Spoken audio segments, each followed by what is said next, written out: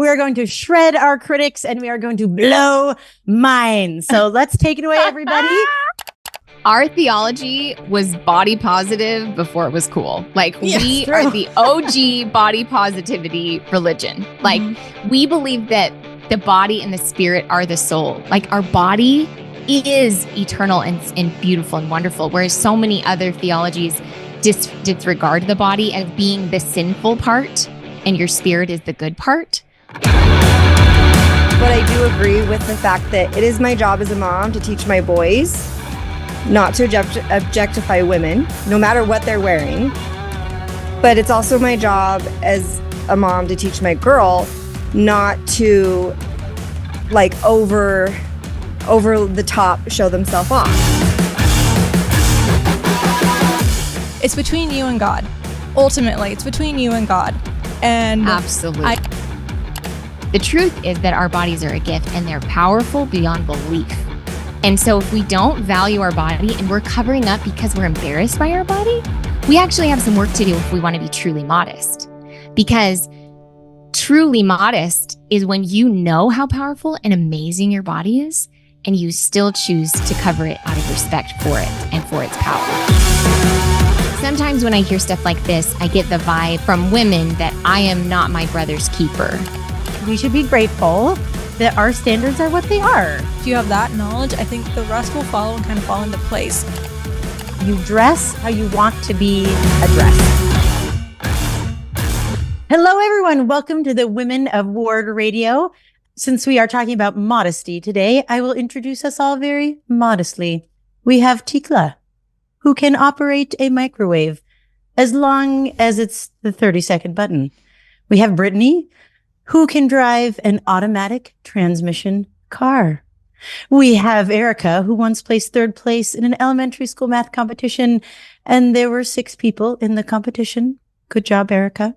And then there's me. I can take pictures with my smartphone. So there we are, the modest women of Word Radio. Oh my goodness. That was hilarious. Thank you. Welcome to Word Radio. We are the hottest women. Today we're going to talk about the best topic, modesty. We are going to shred our critics and we are going to blow minds. So let's take it away, everybody. Let's begin by talking about what is modesty. Anybody want to jump in with that? Ooh, start right off with the definition. Yes. What is modesty? Okay. Right here. You want to take it that, Tikla? Or I got modesty, freedom from exaggeration, self-control, moderation, sense of honor, correctness of conduct, moderate, keeping due measure, sober, gentle, temperate. Those are some definitions of modesty.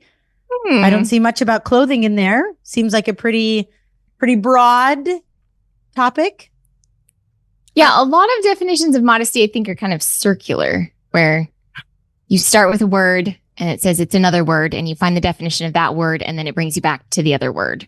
So modesty is demure. And what's demure? It's modest. Modesty is avoiding indecency. What's indecency? Not modest. Like, it's just like, what are we? Okay. All right. But Brittany, you were going to say something. I was going to say, so modesty is not Bermuda shorts and long sleeve turtlenecks. Oh, so we're saying it's Megan? Not that. Apparently not. Almost like it's a mindset, an Take inner it away, Brittany. way. Tell us all about it. Oh man, well, if I start going, I'm just not gonna stop. So I'll just do my little spiel on modesty. This is not to rag on the church, but I think for a long time, modesty was taught as, here are clothing standards, and that is modesty.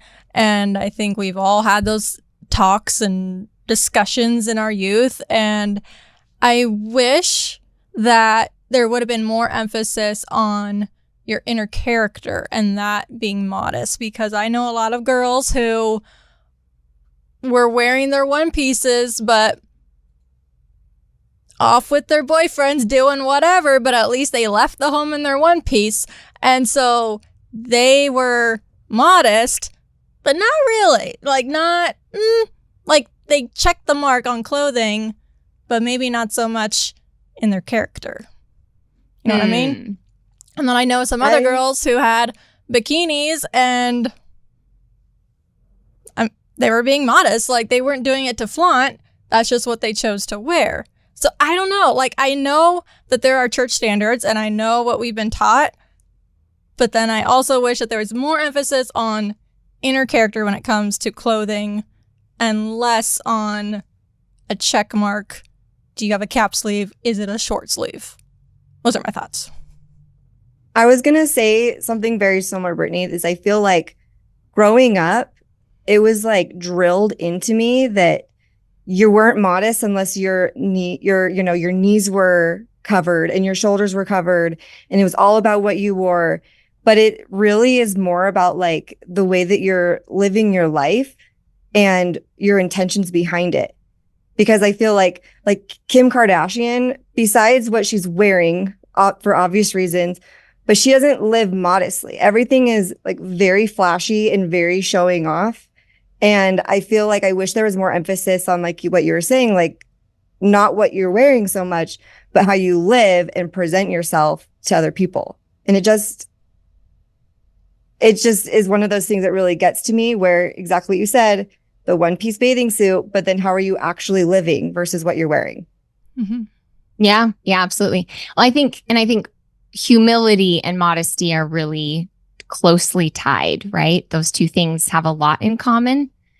But I also think that if we were to distinguish between modesty of character and modesty of presentation, that I think there is a distinction there.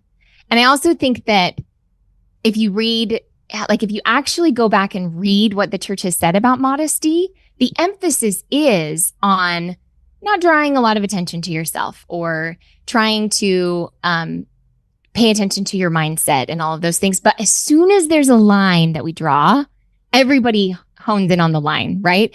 And I think this might be it might be a time to kind of step back a little bit and look at world religions and maybe specifically Abrahamic religions, because I think this is really interesting. Because every single high church religion has a modesty standard. And of the modesty standards, ours is the most revealing of all of them. And I think that's kind of an interesting insight, maybe. So I found this clip of an Orthodox Jewish woman going to Target to shop to see what she can wear according to her modesty standards for her church, for her religion. I'm an Orthodox Jew. Today we're in Target searching to see if there's anything modest that I can wear. They've got this pink dress with ties on the side. I do think that the slits down here would be problematic for me because I don't like to show my knees. Ooh, here's that pink dress in white. Also have it in this striped one, but I tend to stay away from blue and white stripes. But let's try it in navy. This could be super cute. This is like this jean romper. It's one strapped. Beautiful modest dress. It's got long sleeves. The skirt looks pretty long. It's got a good neckline. Okay, so for we my can stop it there. Skirt loving girl. So her rules for their religion is collarbone covered, elbows covered, knees covered, which actually turns out to be pretty common for Orthodox Christianity and Pentecostal, and some of those is elbows covered and knees covered and collarbones covered. And head coverings. That's the other thing for her is she is wearing a wig in this video. Oh, wow. So you cannot show your hair. It's all covered by wigs or by a headscarf. And then of course, Muslims. Go ahead. I was just saying this video about shopping at Target reminds me of a comment I made in the garments episode we did, where adhering to higher standards of clothing helps you save money at the store because there's things you can't buy. I was in Target Saturday, trying to find a vacuum. And I thought, I'll look in the clothing section. And there's hardly anything that would have been, what was the word she used? Problematic. There were not a lot of things that would not have been problematic with the dress standards that I have with garments. So, hey, I didn't spend money on clothes on Saturday. Save money. There you go. And I'm not necessarily saying we should be, well, I won't go into that. But so I think what you're saying is we should be grateful that our standards are what they are. Well, right? we can show our elbows, we can show our legs. Like, that's fun. Yes, absolutely. And so Muslim women have a really, really wide range, right? There's some who have to cover everything except their eyes. And then some who don't follow any modesty standard at all, but they consider themselves Muslim, and everything in between, right? And so there's a little graphic of kind of like these shades of modesty, right? So we've got completely covered head to toe, only eyes peeking out. And then we've got bikini, like barely covering the absolute basics.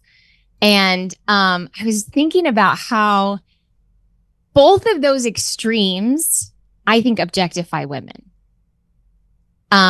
If you're just a pile of fabric and you can't even be seen as a person, I think that's kind of objectifying. You're now no longer a whole person. You're just a pile of fabric.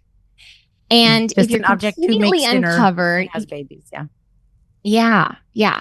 And if you're completely uncovered, then it's actually really challenging for people to see you as a whole person. And this isn't just men. There's a study we could pull up about brain scans for men, but this is something. I'm glad you're bringing this up. Yeah, I'm glad you bring this up because there was a video, which I want to watch a little bit later, of a lady, classically Abby. She's a conservative influencer.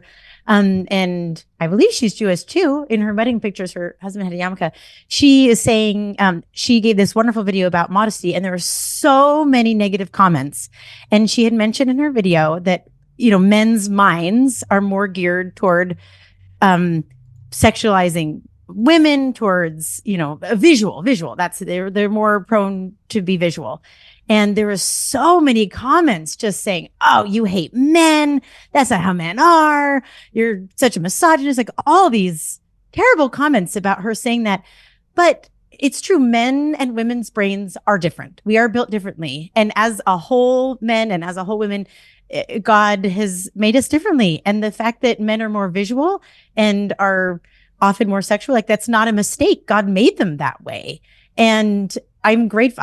Tika, we were talking last week and you said, I'm glad that they are. I'm glad that they are. It makes life great. And it helps women. It helps us get married. It helps us have children. It just makes life so fun and creative and special. So the studies you're about to show, I love how science shows that men and women are different. And since we are all in this together, men and women are all in life together, I think that when we understand how men's brains work, and they understand how our brains work and how our hearts work, we're here for each other. We're on the same team of doing mortality together. So when we understand men's brains and we act in compassion towards that, I think everyone benefits. Can I interject for just a second? So, please. I remember, so I flew over to Ethiopia the summer after I graduated college, and I did a humanitarian mission, not for our church, but through another organization. So I had like a pretty long layover in Turkey. And I remember I got off the plane. I was so delirious. I didn't know what time it was, but I saw Taco Bell and I was like, yes. So I went over there and I ordered. You were delirious to go to Taco Bell. Yeah, I was like, this sounds amazing. So I ordered Taco Bell and I'm sitting down and I'm eating my tacos and I look over and there are tons of women in, what's it called when you can only see their eyes? What's that called again? The burqa. The burqa, yeah. Tons of women in burqas. And I'll never forget, there was this table right next to me. A woman with her husband, I'm assuming, and their little boy. She is in a full-on burqa, and the man and the little boy are in shorts and a t-shirt. They're just eating their tacos like normal. And the woman is trying to eat her taco. She grabs the taco, goes under her burqa to take a bite, and then goes out. It looks so... I was eating my taco at 2 a.m. and I was just staring, right? Because I was like, how is this happening? Why would you want to choose that? And then I kind of had a realization where I was like, that's her religion. Now, maybe she's oppressed. Maybe she's not. Maybe she likes that lifestyle. Either way, it's not up to me to judge, even though I was a little bit hardcore judging. And I was like, that man is so oppressive, right? I was like, take that burqa off. Mm-hmm. But anyway, I've humbled myself. I've repented because it's not up to me to decide what that woman chooses to do, right? That maybe that makes her feel more safe. Maybe that makes her feel closer to God. Maybe not. I don't know, but it's not up to me. And so then I kind of was like, is that how antis or people not of our faith view us? when we're the only people at the beach in the one piece, and they were like, why would you do that? Like, everyone's in a bikini. Like, now it's like a thong bikini, you know, like, and you're in a one piece with a high back, not even a low back, you know, like, it's just... We're so oppressed, that high back. But, like, I think it's just, it comes back to, it's between you and God. Ultimately, it's between you and God. And absolutely, I don't think just like I can't judge that woman in Turkey. Like, I wouldn't want people to judge us because really it's none of their business. And yeah, that's all I got to say about that. So. Yeah, well, I think that's great. That's a great point. And I would say the same about the other extreme. A woman who is dressed in a very revealing way, we know nothing about her ultimately. True. Yeah. Nothing. And so my point in making these distinctions is not actually to make any judgment on where the woman is and how she feels about what she's doing. But I think it's really cool if you look at the span of different ways of dressing that historically and today, the church's recommendation or guideline is kind of like right in the middle of these things, right? It's like, you don't need to cover up so much that you're not a person and you're not seen as a whole contributing person and an equal. And you don't need to uncover so much so that it makes it harder for people to see you as a whole person as opposed to parts. Because there was another study I didn't pull up here, but that women are more likely to be seen as parts as opposed to a whole being. Just not men and women in that way. And that's so unfortunate. And it's not our fault that that's the case. We don't have responsibility for how other people view us, but we do have some power to present ourselves in a way that will give us the best shot of being taken seriously as a whole person, not as an object. And I think the guidelines of the church really have steered us that direction. And I think that's pretty cool. Tigla, what was that study that you were about to talk about before I interrupted you about the men when men see women in bikinis, the part of their brain lights up that is associated with power tools?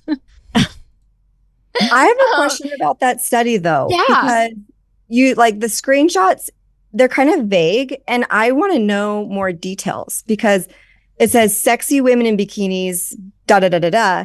But okay, so did they take it's very likely. Yeah, it's very sexy likely woman and put her in a one piece. Provocative.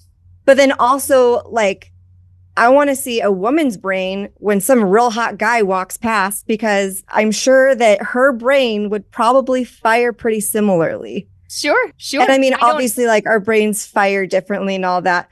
But this kind of reminded me more of that, like it comes down to intention too. Because a couple summers ago, I was at the beach with my kids and my older two, they're 10 now. So they're probably like 8 or 9. And there was a group of teenage girls and they're wearing, you know, like barely anything. They're taking pictures. They're very obviously like flaunting it. And they noticed and they were like, Mom, why is her butt hanging out? And, you know, they had a lot of questions.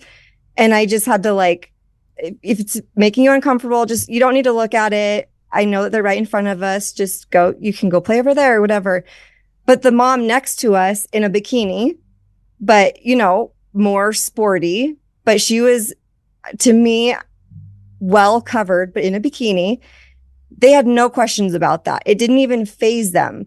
And I think that the teenage girls, their intentions were obviously a lot different than this mom who's playing in the water and building sandcastles with her kids. Absolutely. Yeah. And it's an overgeneralization. And yeah. There was the lament even in the article, like we don't have a study on what women's brains do. So that would be interesting. To go off of that, Erica, you're talking about intent. I agree that intent is important, but I don't think that anyone's seeing, I don't think it's always obvious what the intent is. And so, so I have some teenage boys and I feel so badly for them at school that they go to school to learn, to study, to develop friendships, to become a more well-rounded person, to learn how to work hard. And I just get so sad when I go to school and see girls wearing revealing clothes. And I think, how are they even able to focus in class? These sweet teenage boys who are there to learn are just so distracted, and they can't help it. They can't help it. And so I just wish that there would just be a little bit more, awareness that we're here to learn. We are here to become better people, not to show off. And so I think because of how men's brains are, we just need to be considerate. So like yesterday, I was wearing modest clothes. I had a t-shirt. It was long. I had nice, pants. I was out weed whacking, and I had my ski goggles on because the weeds and the gravel were just flying. So I looked great. Go girl. And a man came whose horses are on our property, and he's a very nice guy. He's very, very kind. He has been for months. And I just had a few more minutes to finish weeding before I had to go do something. So instead of stopping to talk with him, I just kept weeding. At this point, I was hand weeding when he was talking to me. And I realized, I'm really glad I'm wearing modest clothing right now, that as I'm bending down, I'm not revealing things. And also, I just turned my body just a little bit so that when I was bending down, my bottom was facing away from him. And I don't know if he noticed or cared, but I was just grateful that I already had modest clothes on and that I could just slightly inconvenience myself by turning just a little bit this way, because I didn't want him to be in an awkward spot. I didn't want me to be in an awkward spot. And I was like, hey, I am just being aware and compassionate for this man and for me. And because we're all in this together, it's not about me. Yeah. So I just think that if there was more awareness for each other when it comes to modesty, that I'm not trying to put myself on display. I'm not doing maybe what I think I look best in, but that I'm just trying to help everybody focus on life.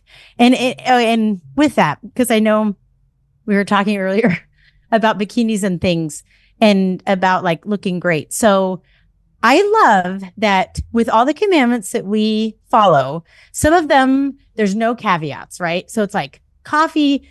The commandment is not don't drink coffee unless you've had 2 hours of sleep. Then you can drink coffee. And the commandment to pay tithing isn't pay 10%.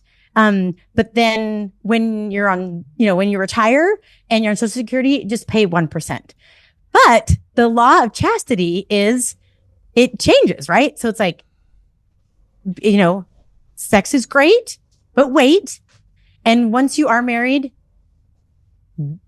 have fun, have a blast. And clothing, like modesty, when you're out in public, be modest, don't attract attention for yourself.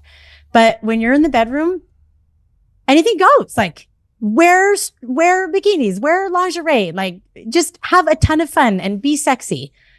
So I love that about the law of chastity, is that other laws we have, there's no caveats. But with modesty and things, you can be beautiful and you can have fun. You can be curious. You can be creative in the bedroom. And that's encouraged. Yeah. So this might be a good chance to talk about the line, because I think what's tricky about modesty is that it is socially informed. There's not,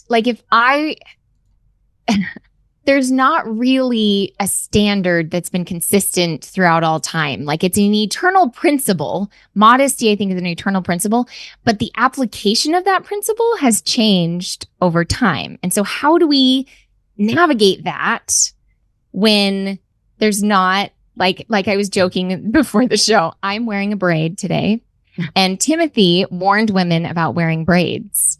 So in the Bible, Timothy in the Bible. In the Bible. Yes, yeah. Timothy, in the book of Timothy. You are and so I'm being rebellious right now. I'm so immodest today. And an Orthodox or a Pentecostal would see my sleeves and say, I'm not modest. If I was at the park with a Muslim friend, she might think, oh, she's not modest.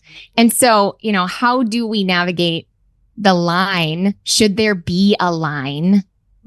Any thoughts on that? I know Erica might. No matter where the line is, I'm always going to tiptoe around it. I'm always going to go right up to the line. No matter where that line is, I'm going to go as far to the line as I can, and maybe even cross my little big toe over it. That's just my personality.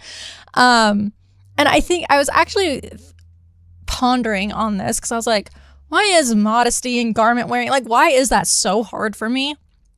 And I had a realization, like, growing up, I was always a ballet dancer, like, pretty hardcore ballet dancer. And I mean, after school, I was in a leotard and tights every day. And I was around, there was boys in my class, girls, and like, it didn't matter. Like, we were all in the same kind of outfit. Boys were in a t-shirt, obviously not a leotard. But I remember, like, even like performances, like if you had a quick costume change, sometimes you had to change your leotard from the black to the nude. And so you're just taking it off backstage and you're just putting another one back on and you don't think twice. And I think that's where, like, I don't know, I just always viewed the human body as beautiful. And like, I loved seeing like, you know, in dance, like you're always talking about like the lines, you know? And I think like when I'm in a t-shirt, it's breaking those lines. And so I'm always just like, oh, like you look so much better, you know? And I'm just like that line. I'm always tiptoeing over that line because not to like flaunt it. I mean, I'm married. I don't want to flaunt it to anyone except my husband. But like, so I don't know. I don't know how to break that mindset of I love the human body. I think it's beautiful. I think humans have always felt that way. Look at the statue of David. Like that's famous for a reason because David had a beautiful body. And like at BYU, you know, there's art and I have a friend actually, she'll remain nameless, but she was an art history major. And she said at BYU, there were some people that wouldn't look at the statue of David because it was too sexual, because they didn't want to look at it. And her professor told them Spencer W. Kimball's favorite piece of art is the statue of David. Like he thinks it is beautiful, holy, spiritual, godly, like whatever adjective you want to say. And she said that really like changed my perspective, not on modesty, but of maybe not like judging or maybe viewing a human body. I mean, we're literally created in God's image. Like our bodies are beautiful. Yes. So I don't know, like that about the line, you know, like our theology was body positive before it was cool. Like we are the OG body positivity religion. Like we believe that the body and the spirit are the soul. Like our body is eternal and beautiful and wonderful. Whereas so many other theologies disregard the body as being the sinful part and your spirit is the good part. Whereas ours incorporates that our body is actually eternal. It'll be resurrected. And so the way that we care for it and love it and treat it is really powerful. And I think this is a kind of an interesting way to think about modesty too. I think I'm getting ahead of myself. So I think one of the worst things we can do when we teach modesty, and I would even argue that this was the real problem in the 90s. It wasn't the way we taught modesty per se, it was the way women talked about their bodies. Because if you hear constantly your mom, your aunt, your young women's leader talking about, well, I could never pull that off, or I can't stand my body. I'm on another diet. I'm trying to lose these pounds, blah, blah, blah, blah, and complaining about their body. And then they turn around and say, please cover your shoulders. Please cover your midriff. It almost just comes across as jealousy. Like, you just don't want me to look good and you hate your body. I love mine. So I'm going to show it off because I love my body. And they're not wrong to think that. They're not wrong to choose to love their body because that's the truth. The truth is that our bodies are a gift and they're powerful beyond belief. And so if we don't value our body and we're covering up because we're embarrassed by our body, we actually have some work to do if we want to be truly modest. Because truly modest is when you know how powerful and amazing your body is, and you still choose to cover it out of respect for it and for its power, not because you're embarrassed by it and you want to cover up. So if we get those things mixed up and tied together too tightly, then they're going to associate modesty with not liking your body. Yeah. And words carry energy. Say that again, Brittany. Sorry. I said words carry energy. So, you know, if you're talking bad about yourself, like, especially if you have daughters, if you're talking bad about yourself in front of your daughter, like that, you're passing that on. I mean, like I've always had great examples. So I don't know, like the body shame thing has never really been an issue for me. Like I have the opposite problem where I'm like, bodies are beautiful. Like, we should all show them. But I know that that's like what you're saying. Like, if you were truly modest, like, you would be like, my body is a temple. And I mean, that's so cliche. I don't hate saying it, but it's just so cliche, you know, like, yes, your body's a temple. So you would want to cover it. You'd want to show respect for it. So I do see your point, Tikla. I think that's a beautiful point. Yeah. Any other opinions? So with that, you were talking about like body shaming and what girls are hearing their mothers say. I think that's something really important we can talk about is how do we teach our daughters? That's true. Yes. All of us have daughters. How can we teach them healthy modesty? Like, Brittany, I love what you say about our bodies are beautiful. They need to learn that. They need to hear that. They need to appreciate in art. They need to appreciate themselves. They need to appreciate whose image they're made in and appreciate their own body and try their hardest to make it even more beautiful. Like teaching them that and teaching them the eternal truths about what your body is, but then also teaching them modesty. And that's like, what words do we use? What phrases do we use? What principles do we teach to help our own daughters and the young women that we are teaching? I think before we move on, Erica, did you want to say something? Oh, have you guys read the new, I don't know when they updated it, but the new For Strength of Youth about it's awesome. Modesty. I actually really like it because it's like, it's kind of vague, but I'm a lot like Brittany where I'm like, well, why? Like I'll hear something I'm like, but why? Like, you can't just tell me something. I'm like, oh, okay. I'm on a total rebel. Yes. Yeah. So I like that it kind of gives like the power to the people, basically. Like, you know what I mean? Like, it's not super strict standards anymore. It's not like 12 pages long like it used to be. It's just this super short paragraph. And I really like that because it gives us the choice to interpret it the way that we want to, I guess. But also it's kind of answering that question for you, or like it did for me. But I was just talking to a friend yesterday. I was at the pool with our kids and her daughter was there and she's 9 and she's like the cutest 9-year-old ever. And she was telling me about how she came downstairs the other day and she had like her shirt like tucked. Do you guys remember doing that as a kid? Did you ever like tuck your shirt? Yeah. So she had like her shirt tucked. And then like her shorts were all like rolled down and rolled up. And her and her husband were like, what are you wearing? And she was like, I like it. It looks cute. And so the dad was like, let's go for a walk. And so the whole walk, she was like crossing, like covering up her midriff and like tugging on her shorts.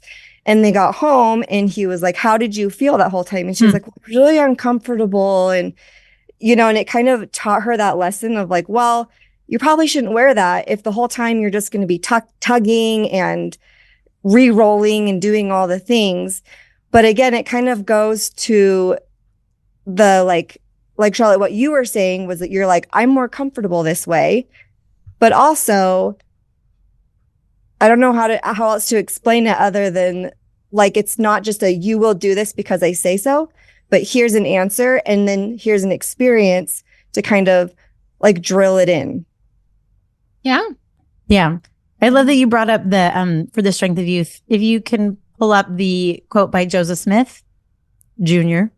I teach them correct principles and they govern themselves. I think that is what For the Strength of Youth is now, is its principles. I mean, it literally says eternal truths, invitations, and promised blessings. And the things in here we can learn so much from, you know, body is sacred. Your body is an amazing gift from your Heavenly Father. He gave it to you to help you become more like him. Having a body gives you increased power to exercise your freedom to choose. I love that. That's what it just always comes down to, is like the guidelines, the commands we have. It is all about giving us more freedom. And when we think, oh, these are such oppressive, these are such difficult commandments, it goes back to freedom. And this just reminds me of something that Megan wrote in preparation for this. I was just going to say, share Megan's. Yeah. So she said, back in the day on any given Saturday night, you would find me. So remember, Megan's a convert. On any given Saturday night, you would find me with my friends, freezing in line at a club, wearing a sleeveless Forever 21 bodycon dress, yanking that sucker down after every 3 steps. Whilst inside of said club, I couldn't participate in any activities that included raising the roof or putting my hands in the air because I would risk showing off the Target boy shorts I wore under my microscopic $20 dress. Now that I have a bit more sense, I'm happy to report that I've discovered knee-length pencil skirts, which are super cute and allow for a free range of dance moves. I've also discovered that draping a jacket over your shoulders is a really freaking cool look and actually keeps you warm. Modesty can help if you let it. The word that stuck out to me when I read this was free range of dance moves. That when she just had a couple more inches down low, a couple more inches here, she just had freedom to dance more. I love that. I think going back to your question about how to teach our kids, I think for me, it really comes back to what I was talking about before, and that is to model deep gratitude for our bodies as moms. Because if I am obsessed with how much my body allows me to experience and the things that I can feel and touch and taste and hear and the experiences I can have and the ways I use my body for good, then when I ask or when I suggest to my daughter, oh, let's get you a slip because I can see your underwear through that dress. Or let's, I think your shoulders are pretty sexy. I think maybe we should save them. Then she won't be able to take that as anything but my love for her incredible body, as opposed to me telling her that there's something wrong with her body and that she needs to cover it up.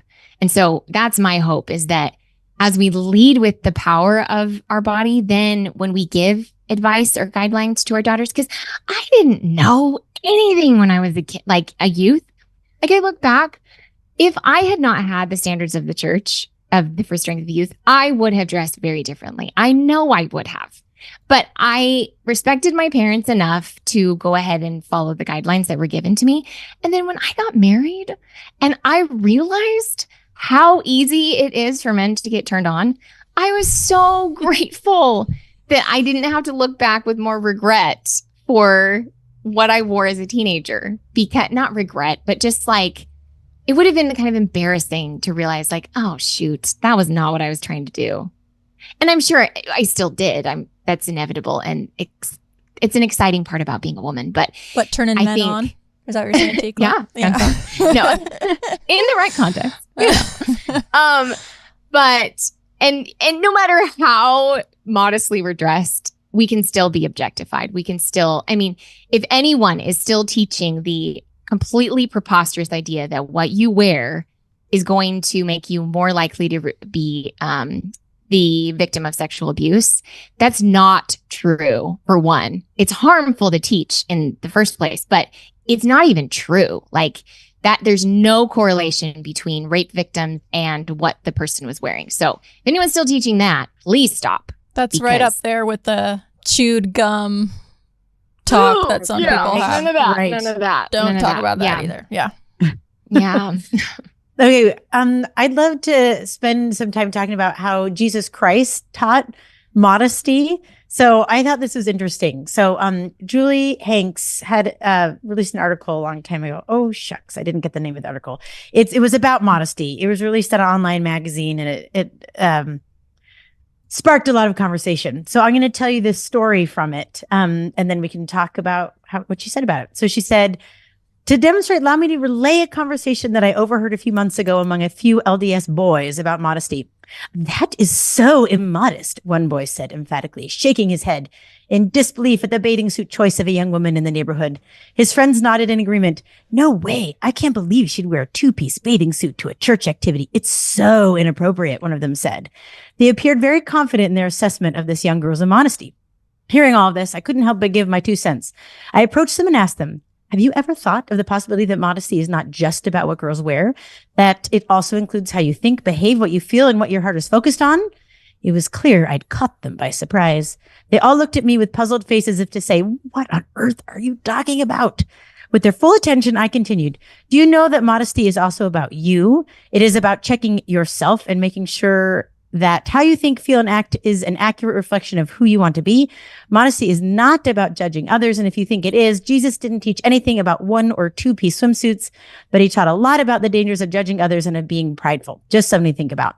The boys were quiet, and I could see self-reflection through thoughtful eyes and slowly nodding heads. Okay, so I'd love to pick apart any of this. Do any of you have some? Well, let me start first by saying, I don't really think that experience happened at the pool. I have teenage boys. I don't think they would ever just stand there and say something like, I can't believe she'd wear a 2-piece bathing suit to a church activity. It's so inappropriate. They would never say that ever. In those words, they're like, they're nice. They're nice. And they wouldn't say it like that. Even if they like thought for a moment, why is this happening? They would never say it.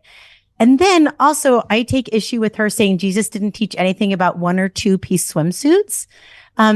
Those didn't exist then.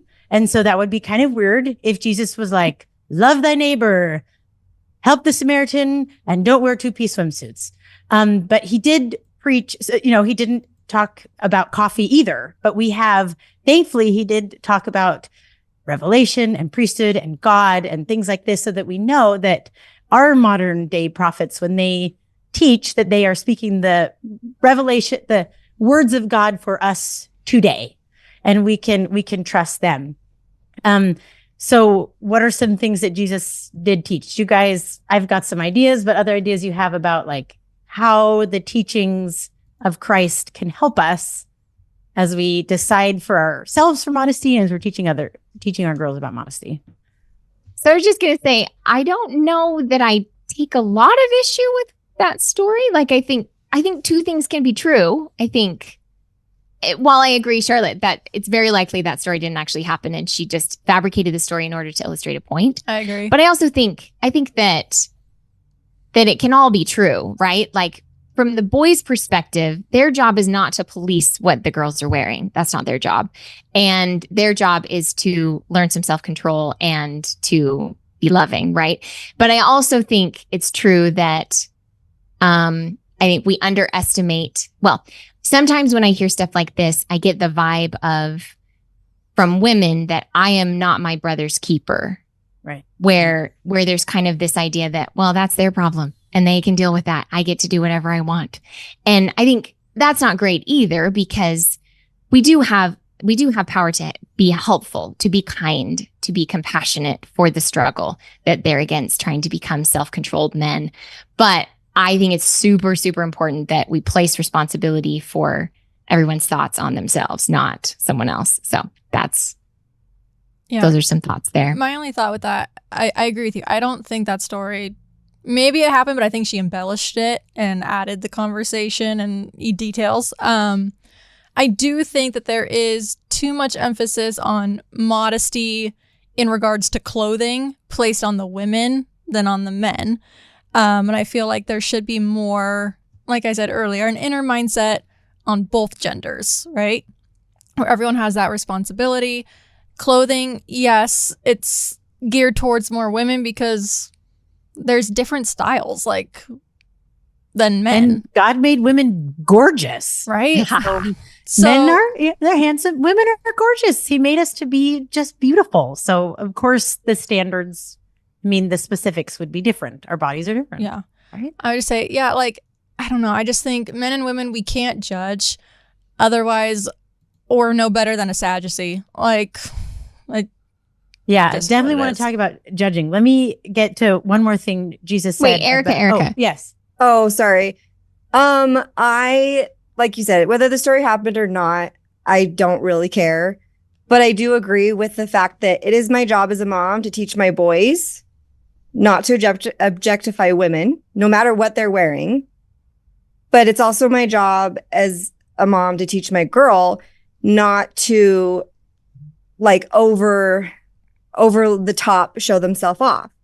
However, to me, again, it comes down to intention. We'll go back to this. I know we're beating a dead horse with the swimsuit issue, and it drives me crazy just in general how much it is talked about, but it is such a good example. But my daughter, she wears a 2-piece and I do not care. And part of the reason why is because girlfriend was blessed with a booty. And when she wears a 1-piece, she is constantly wedgie. Wedgie. Yep. She's taking it. She's uncomfortable. I can see her whole bum. And so I decided, I'm like, you know what? She's going to be physically more comfortable. And I would much rather have a few inches of her stomach showing than her bum. And if it becomes a problem when she is older, then it becomes a problem when we deal with it then. And I am more than happy to. But as of right now, I don't feel like she is trying to objectify herself. I'm not trying to show herself off. It comes down to it is her comfort. And if boys are going to have thoughts when she's older, then I'm sorry. And that sucks. And again, we'll deal with it if it becomes an issue. But it's not my place to like reprimand them either. Right. Well, and leaving bathing suits behind for a second, I think. Yes, thank you. No, it's fine. But I think we're coming back. I think. I think it's also. This really changed my perspective when I heard this. And so maybe this will be interesting. You could think of it in our everyday. So there's context, right? There's context for modesty. I'm not going to wear a gymnastics outfit grocery shopping. And I'm not, there's just different places where things are appropriate. And that matters. Just like there's societal, modesty is societally influenced for our everyday wear. I think there's also context for modesty, and that's great. So, but if we are talking about just everyday life where we're interacting with people, I think it's valuable to recognize that as a woman, when we are wearing something revealing, we are inviting the people around us to an intimate experience with us that they didn't necessarily ask for. And so like at school, I'm trying to study here. I'm not trying to have an intimate experience with you right now. To have an intimate experience with us. And so while there's comfort in all of that going into our decisions, I think it's also important to remember that in the same way it's important that we've been teaching consent for physical interactions, right? Like we wouldn't want a man to initiate a physical intimate experience with someone without their consent. We also don't want women to initiate an intimate experience visually without the man's consent. And I think it's fair that we not have too much of a double standard there. And that's a little bit like getting into some controversial territory, but I think it's also relevant that sometimes when we cover ourselves, it's like a breakup story on Facebook where it's like, ooh, this is vulnerability in the wrong place. And I think immodesty can be that way where it's vulnerability in the wrong context can be uncomfortable because that's not maybe the time and place. So do you feel like going back to the like everyday wear, just walking around, going back to the very like specifics of like LDS culture, you cover your shoulders, right? Before garments and all that. Do you feel like no matter what, if somebody is wearing a tank top, they are being immodest? No. This goes for everybody. Well, so I think that comes back to my opinion about someone else. What else someone else is wearing is irrelevant. I can speak to what I've decided for myself, but I don't have any business telling somebody else how, like, what that means to them. I think shoulders are super sexy. So I save my shoulders for sex when I'm trying to be available for sex, unless I'm swimming or dancing or things like that. There's certain exceptions to that. But that doesn't mean that that's what that means for someone else. And so it would be super inappropriate for me to assume, well, she is trying to be sexy because she's showing her shoulders. I think that's for me to decide. And I think that is the perfect answer, because modesty is about what I do and judgment is about what they do. And so modesty is, so what you were just saying, that would not be appropriate for me. I would feel immodest in one, and it's not my place to say on anyone else. And so I would agree to that too. Like, I would not feel comfortable in one. I made a decision when I was young, when I would see my mom in her garments. Okay, so let me back up. Whoa. In my house right now, we have these picture frames, and each Jonah, I have one, Jonah has one, and each of my kids have one. And the first picture is our name, and then the second picture is a baby blessing, then baptism picture, then priesthood ordination or young women, and then endowment, and then we have our mission picture, and then there's sealing, and then mother or father. And it's called our covenant path wall. So it's this visual of where Dad and I our milestones, our stepping stones in life, our covenant path, and how far you kids have come on your path so far, and what you have ahead of you. So I had that mindset when I was growing up. I saw my mother in her garments, and I knew that one day I would go to the temple and make covenants with Heavenly Father. And part of that would be to put on the garments of holy priesthood, to cover myself, to remind me that Jesus, of course, at the time, I didn't have all this understanding about covering and stuff, but I knew that I would have garments. And so I decided by myself, my mom didn't tell me this, somebody told me to, that I would want to wear clothes starting now that would just make the transition to wearing garments easy. All I would have to do was throw away my undies, right?